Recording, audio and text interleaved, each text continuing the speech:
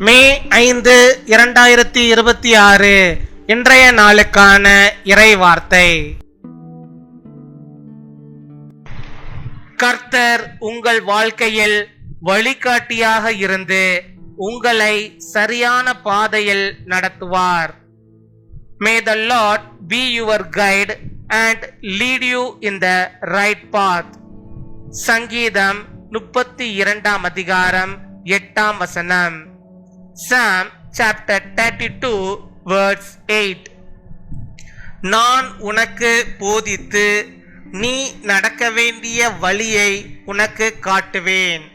உன்மேல் என் கண்ணை வைத்து உனக்கு ஆலோசனை சொல்லுவேன்.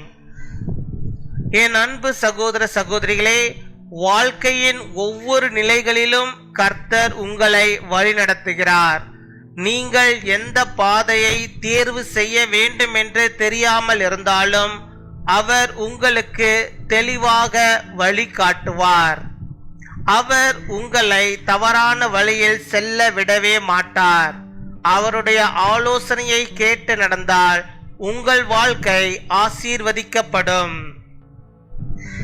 I will instruct you and teach you in the way you should go. I will counsel you and watch over you. My dear brothers and sisters, the Lord guides you in every stage of your life. Even when you are unsure which path to choose, He will lead you clearly.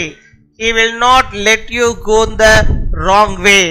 When you follow His guidance, your life will be blessed. பின்வரும் சுருக்க ஜெபத்தை நாம் யாவரும் சேர்ந்து சொல்வோம். அன்பான பரலோக தந்தையே, எங்களை சரியான பாதையிலே நடத்தும். எங்கள் முடிவுகளில் உமது ஞானத்தை அளித்தருளும். எங்கள் வாழ்க்கையில் உமது ஆலோசனையை பின்பற்ற உதவி செய்யும். எங்களை வழிநடத்தி ஆசீர்வதியும். இயேசுவின் நாமத்தில் ஜெபிக்கிறோம். ஆமேன்.